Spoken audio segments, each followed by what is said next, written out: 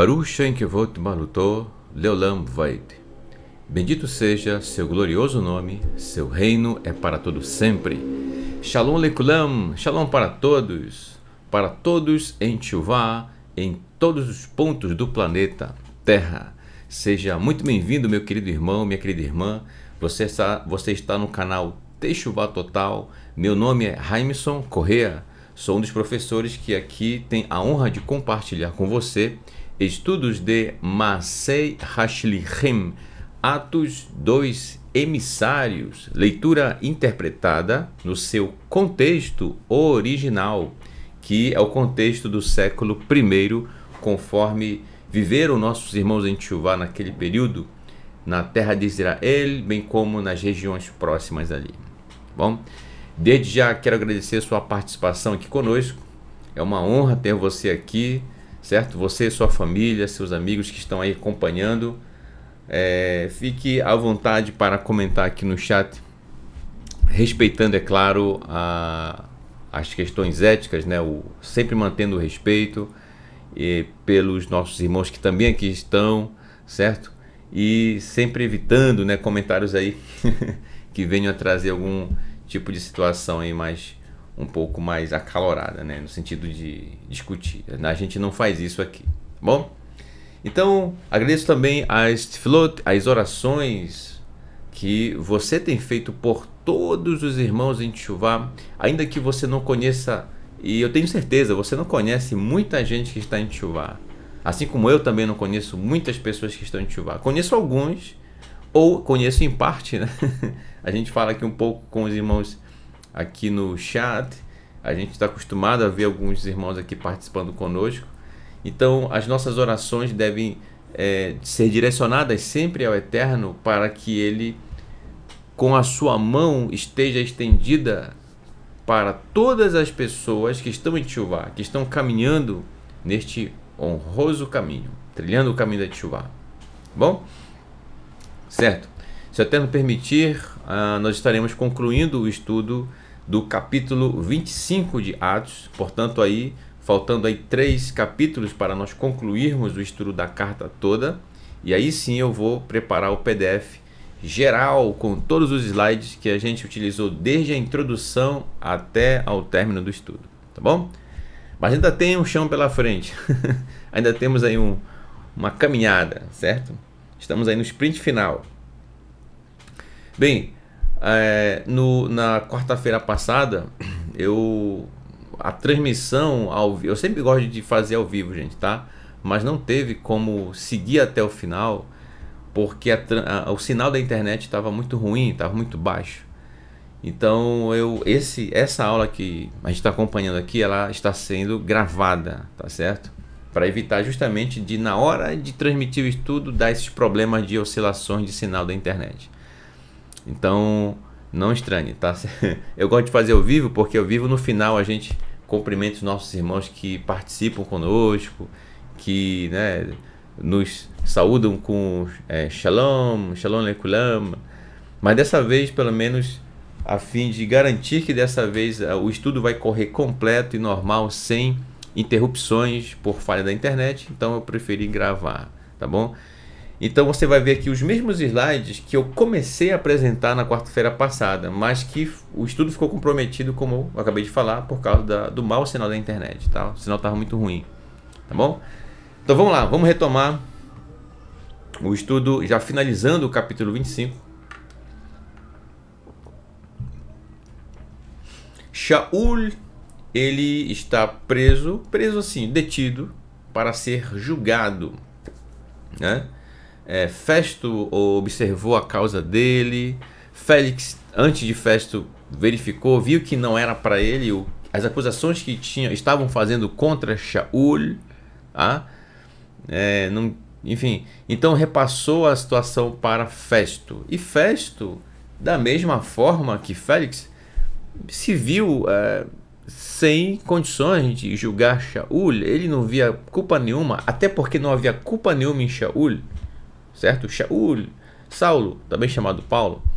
Então, Só que essas acusações que eram feitas contra Shaul vinham de seus irmãos Yehudi, de seus irmãos judeus, e que eram contra o que Shaul estava fazendo, que era levar a Bessorá, isto é, a boa notícia, a palavra do Eterno, da maneira como Yeshua, nosso mestre, ensinou desde aquele tempo, e que foi repassada, portanto, para Shaul. Lembrando que Shaul era um homem muito estudioso, ele era um parush, um fariseu.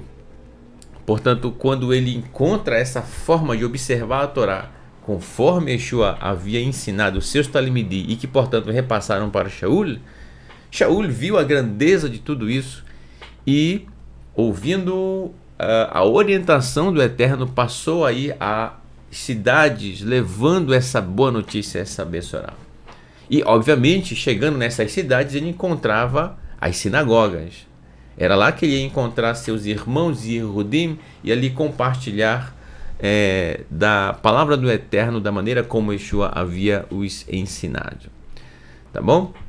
Só que aqueles que eram contra Shaul estavam acusando ele de que estava ensinando as pessoas nessas cidades por onde ele estava indo, estavam acusando Shaul de ensinar contra a Torá. Obviamente isso não tem fundamento algum dizer que Shaul estava ensinando contra a Torá. Muito pelo contrário, ele estava ensinando para que praticassem a Torá. Então as fake news, as notícias falsas, correm o mundo aí desde que o mundo é mundo.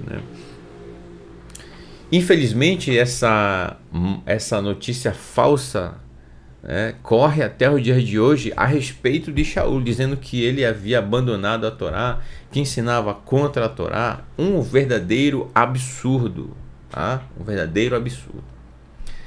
Então, no estudo de hoje, vamos acompanhar a leitura. Agora, Festo vai apresentar diante de uma autoridade que estará diante dele para que essa autoridade dê sequência, tá certo? Justamente o que está acontecendo com Shaul, tá? Então vamos lá, vamos à leitura para o que vai acontecer com Shaul. Atos capítulo 25, verso 13, diz assim: Vaihi Ahrei Yamim Ardim Vayavo Hamelech Argas Agripas Im Bernica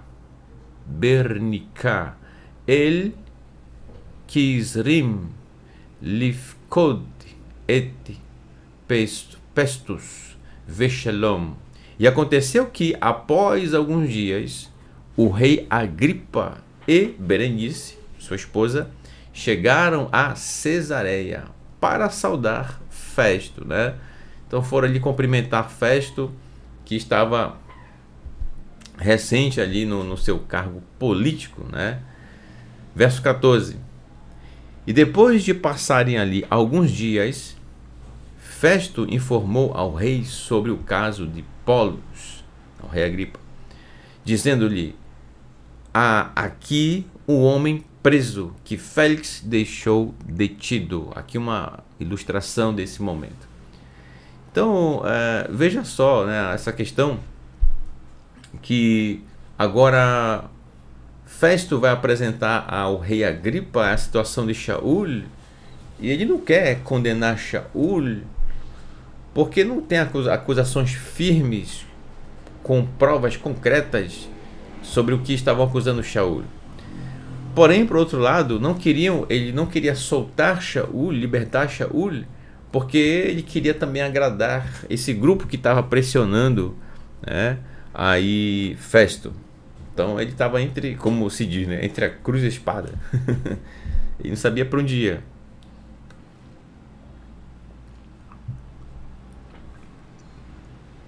Verso 15. E quando cheguei, olha só, aí Festo contando. E quando cheguei a Jerusalém, os principais sacerdotes e os irmãos dos judeus, diga-se de passagem, estes judeus que são contra Shaul, tá? Os principais sacerdotes e os irmãos dos judeus apresentaram queixas contra ele, contra Shaul, e insistiram que o condenasse à morte. Queriam realmente tirar a vida de Shaul a todo custo. Tá? Ele está relatando para o rei Agripa. E eu lhe respondi que não é costume dos romanos condenar alguém à morte antes que seus acusadores compareçam diante dele, face a face, e que lhe seja dada a oportunidade de se defender das acusações que lhe são feitas, se puder, é claro. Então, esse é um costume, um hábito romano a respeito da questão dos julgamentos, que na época já era praticado, né? Então, muito do que hoje se tem no nosso tempo a respeito da área jurídica, a maneira de proceder, vem muito de Roma e que, portanto, vem da Grécia. Influenciou muito mesmo na maneira como é conduzido hoje. Tá? Então, Shaul, por ser um cidadão romano, tinha o direito de se defender e os seus acusadores deveriam estar diante dele. Tá? Então, Festo era consciente disso, não poderia deixar isso passar em branco, né? Verso 17. Portanto, quando eles se reuniram aqui no dia seguinte, sem demora, sentei-me no tribunal e ordenei que trouxessem um homem, que trouxessem Shaul. Tá? Aí vem o verso 18. Aval becum sitnav listeno nilu limtso torhot emet lirgalot alav aonotav kefi asher irhalti. Mas quando seus adversários, olha aqui eu marquei em vermelho, por quê? Olha que a palavra está flexionada. Sitnav, os seus adversários, o vav no final aqui, ó. Mas a raiz dessa expressão está em vermelho, eu marquei aqui para você observar, tá? Formada pelas letras Shim, Tet e Nun, tá? Formando a palavra Satan. Satan quer dizer adversário ou opositor, aquele que se opõe, tá? Então é interessante, você que está chegando agora, encontrar essa palavra aqui. Então, para desmistificar isso aí, tá, gente? A palavra Satan significa adversário ou opositor. Então, qualquer pessoa que se opõe, então, a qualquer coisa, inclusive, né? Dependendo do contexto, é você, no idioma hebraico é utilizado essa palavra, tá certo, gente? Então, mas quando seus adversários se levantaram para acusá-lo, não conseguiram encontrar provas verdadeiras para revelar seus pecados, como eu esperava. Então, Festo, vendo que os acusadores de Shaul estavam tão ávidos, estavam tão firmes em querer tirar a vida de Shaul, então ele pensou, bem, então eles devem ter um motivo bem plausível para manter essa acusação contra Shaul e ao ponto de tirar-lhe a vida. Era isso que eles queriam. E aí volta aquilo que eu cheguei a comentar em estudos anteriores. Lembre-se, Shaul era um homem muito estudioso, um parush. E estes que eram contra Shaul, por que estavam tão desesperados assim para tirar a vida de Shaul? Porque eles sabiam que Shaul ensinava muito bem, tinha uma didática, uma pessoa estudada, conhecia o Tanar e obviamente praticava o Tanar. Então, se Shaul começa a ensinar sobre a ressurreição de mortos, em se tratando de Yeshua, então essa notícia a respeito da ressurreição de Yeshua ia correr mais ainda, porque alguém digamos assim, do nível de Shaul, do modo de ensinar e como Shaul fazia, realmente mais pessoas iriam conhecer isso e essa notícia da ressurreição de Yeshua iria se espalhar ainda mais. Entendeu? O ranço que eles tinham com Shaul. Aí vem o verso... Mas não tinham prova nenhuma, gente. Não tinham prova nenhuma contra Shaul. Aí vem o verso 19. Festo falando, né? Para Agripa.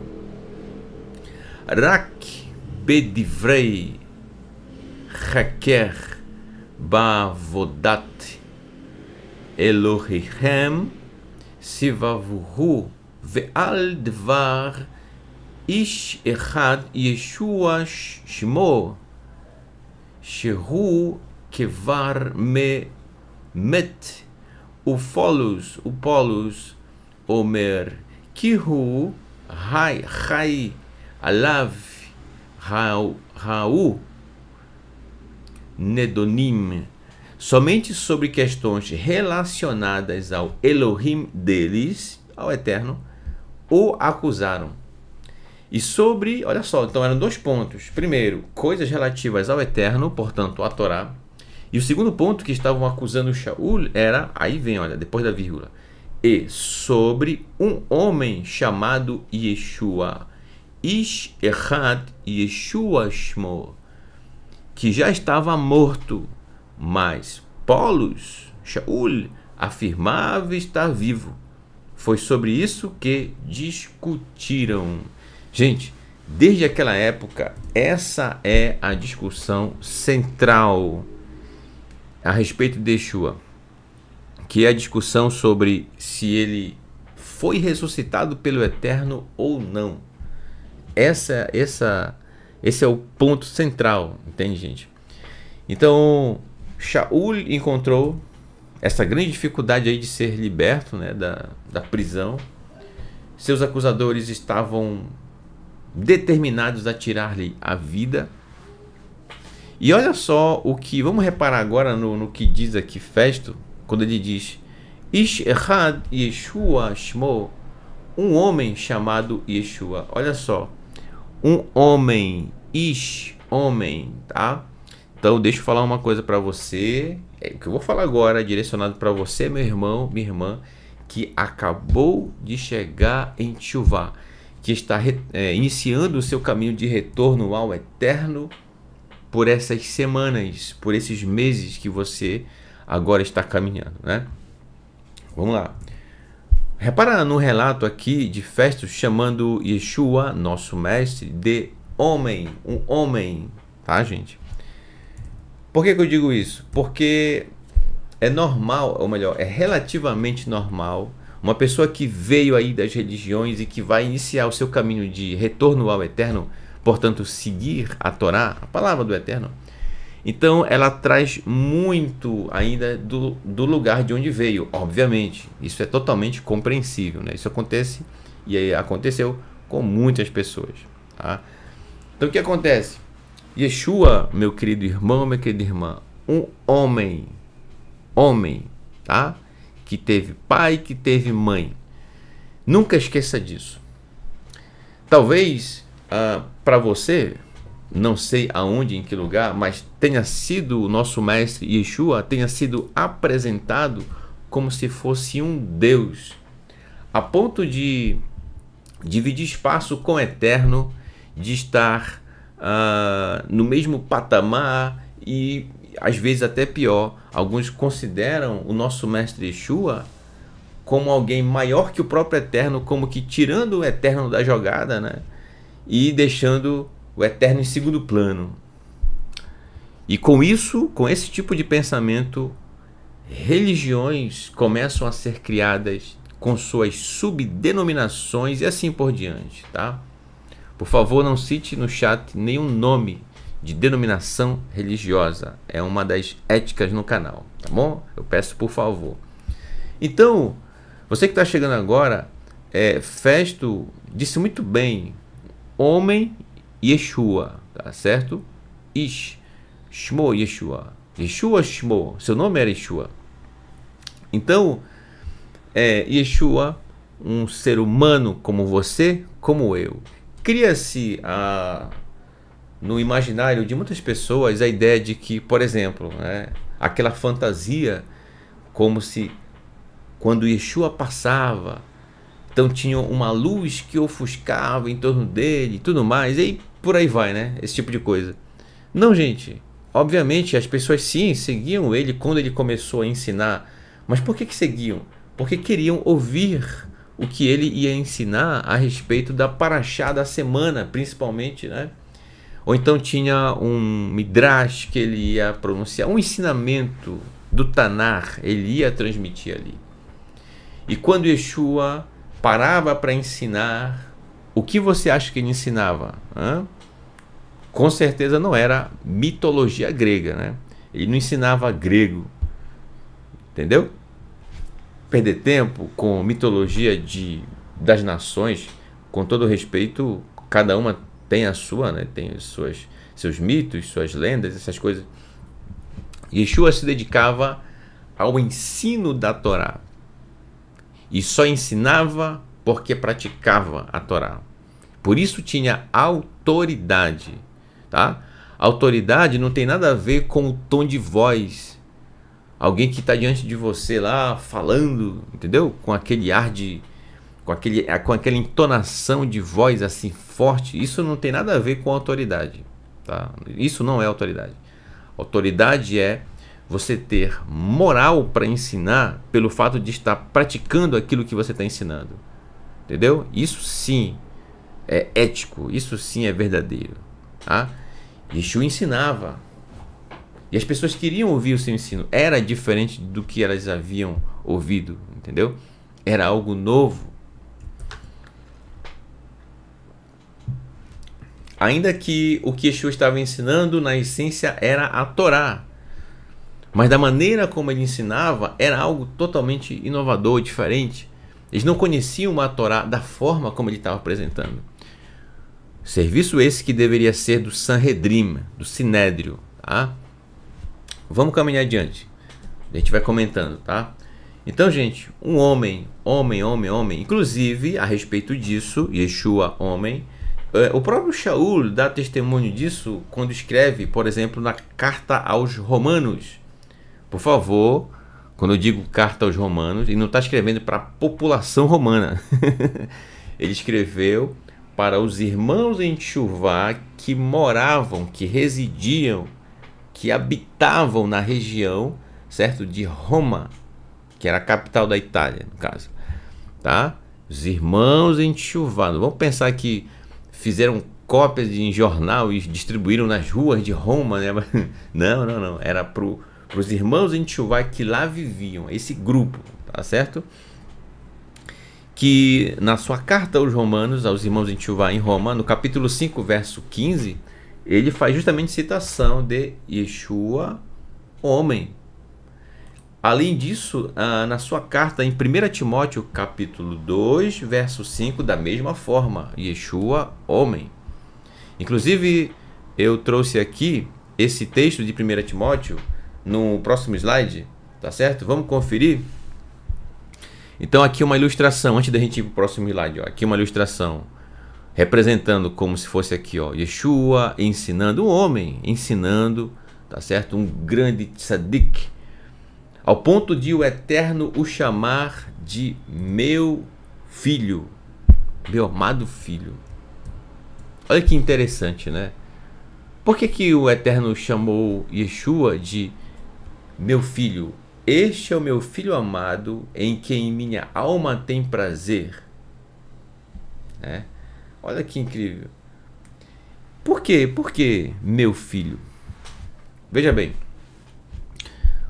Um homem possui 2 filhos. Um que é muito obediente a esse pai, porém o irmão dele, né, o segundo filho, não é nada obediente, só dá problema. Eu te pergunto, para qual dos 2 filhos o pai vai dizer: este é o meu filho amado em quem minha alma tem prazer? No filho obediente ou no filho desobediente? Tá aí a sua resposta sobre o porquê o Eterno chamou Yeshua de meu filho. Entendeu? É isso. Se você pensa diferente, ok, meu irmão, tá? Eu respeito você. Siga seu caminho, siga sua linha. Mas quando a gente olha para os escritos nazarenos aos olhos do Tanar, então isso fica muito claro, fica muito óbvio, entendeu? E aí aquela cobertura de religião começa a ficar para trás. E aí a sua percepção a respeito dos textos, o que realmente aconteceu, começa a ficar muito claro. Entendeu? Vamos continuar. Voltando aqui. Eu separei aqui, gente, esse texto de 1 Timóteo, capítulo 2, verso 5. Vamos para ele aqui, ó. Vamos. O que Shaul escreveu aqui, ó? Aqui, ó. Shaul escrevendo suas cartas. E dentre elas ele escreveu, né, a primeira carta a Timóteo, que diz assim: Ki Elohim Echad Hu Umelitz Echad Ben Elohim Uben Anashim Hu Haish Yeshua Hamashiach. Olha só, porque há um só Elohim. Aqui, ó, Ki Elohim Echad. Echad quer dizer um.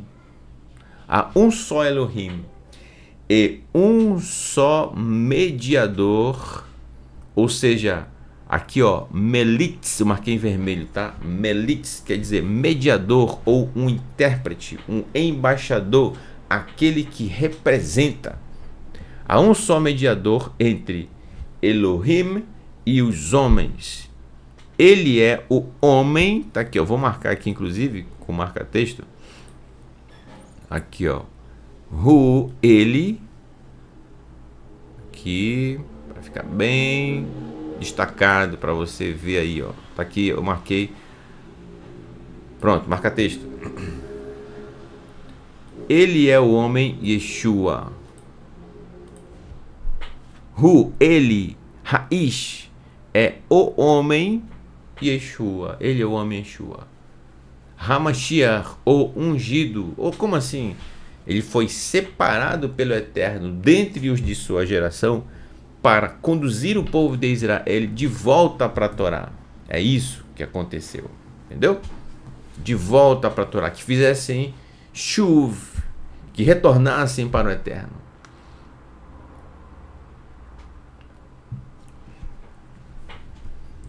Então, é muito importante ter isso em mente, gente. Eu sei que esse ponto ele é muito delicado, do que eu estou falando agora é muito delicado, porque às vezes isso acaba soando como um grande impacto na mente da pessoa e no coração da pessoa que tinha o nosso mestre Yeshua como se fosse um Deus, sabe? Um Elohim ou algo assim.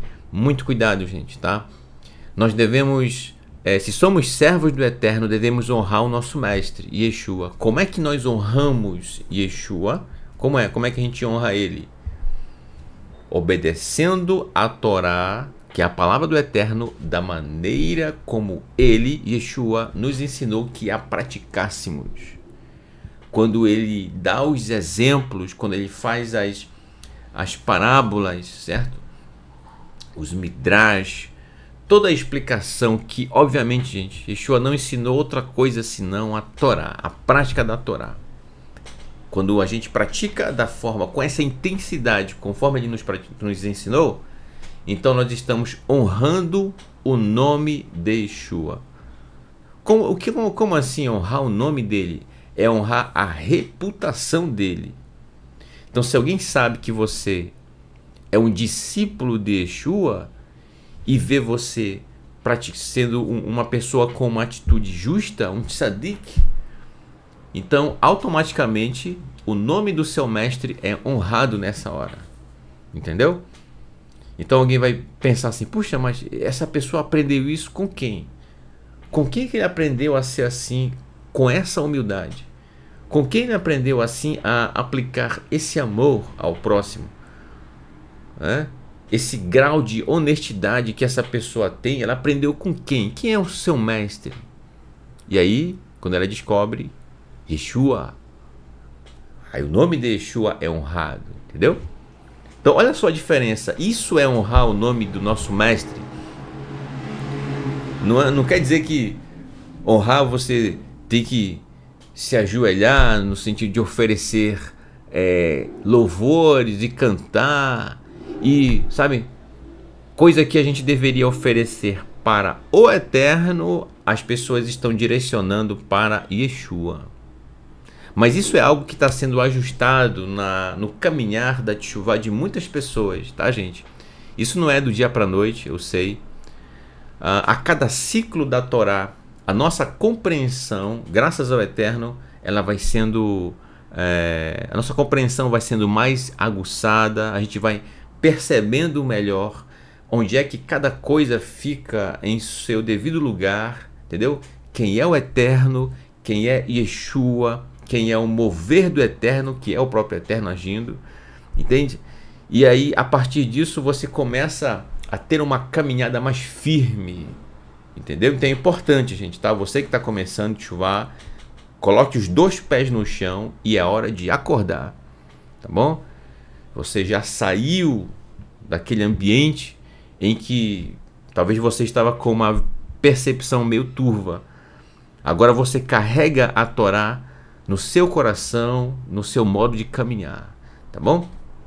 Então isso que eu estou falando vai ficando muito claro. Alguns irmãos aqui, inclusive, que estão acompanhando esse estudo, já sabem de qual salteado que eu estou falando, não é novidade. Mas como eu sei que tem irmãos nossos que estão iniciando em teshuvá, então é importante eu falar a respeito desse tópico, tá bom? E falando nisso, eu espero estar sendo bem claro, bem didático sobre isso, tá bom? Vamos lá, continuando. Então foi isso que Shaul tratou na sua carta, ou melhor, um dos pontos que ele tratou na sua carta a Timóteos. Tá? Ok. Verso 20 diz assim. Aí Festo continua falando de Shaul.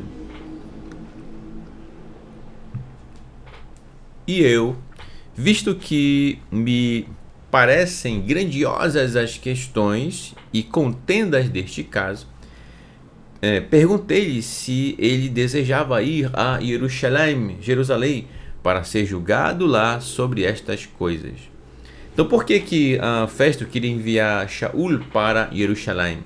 Porque Jerusalém é onde está justamente o Sanhedrin, é lá que está os professores das yeshiva, né, das yeshivot, das escolas ali em que estudam Tanar, estudavam Talmud, enfim, estudavam tudo que era concernente ao Eterno, obviamente no Tanar, para que alguém capaz pudesse julgar essa questão entre Shaul e seus acusadores, julgar com certeza, com propriedade de conhecimento nos assuntos que estavam sendo tratados, porque Festo não estava dando conta e não conhecia esse assunto, né? Vou te dar um exemplo aqui bem simples. É como se, imagina, é como se, por exemplo, você é alguém da área da comunicação, você trabalha na área da comunicação e de repente alguém te traz aí um exame médico muito específico, né?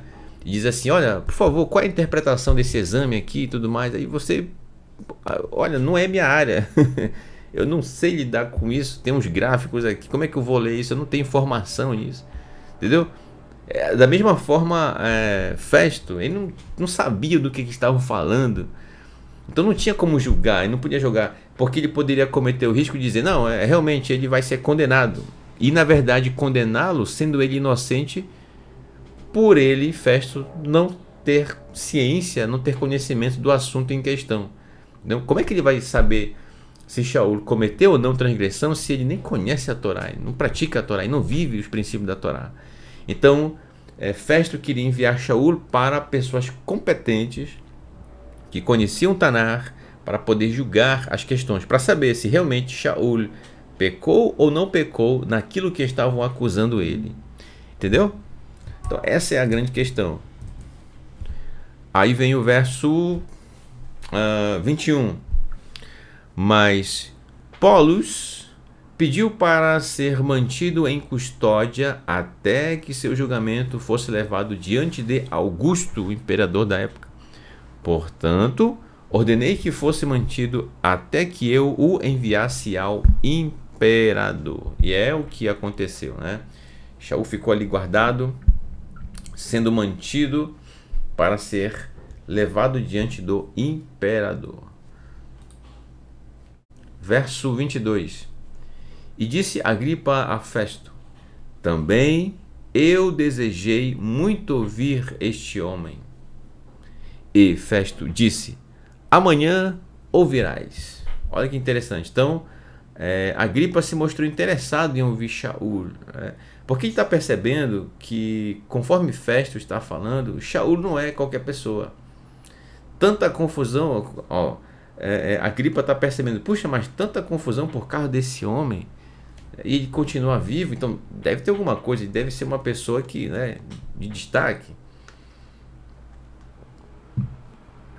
Ele quis conhecer, quis ouvir Shaul. Verso 23.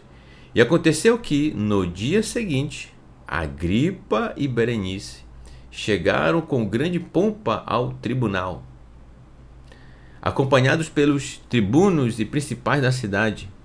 E Festo ordenou que Pólux fosse trazido.